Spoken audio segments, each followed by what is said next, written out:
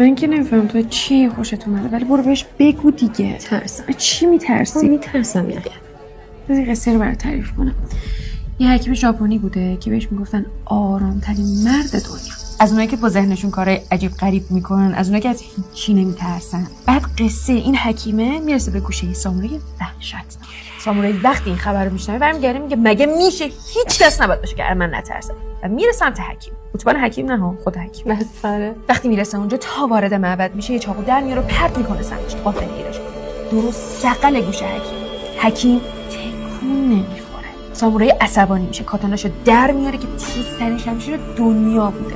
هر چیزی که تو اتاق بوده میلرزه، ولی بازم حکیم تکون نمیخوره. سامورایی داد میزنه، از ترس صداش چند تا کارگر قش میکنن. بلند میگه پیرمرد، تو از کسی که میتونه تو رو دونیم کنه نمیترسی؟ حکیم بالاخره چشاشو باز میکنه و میگه تو از کسی که به راحتی حاضر دونیم بشه نمیترسی؟ آره، خوشبختی واقعی ما زمانی که ترسمون رها بشه. حالا برو بهش بگو.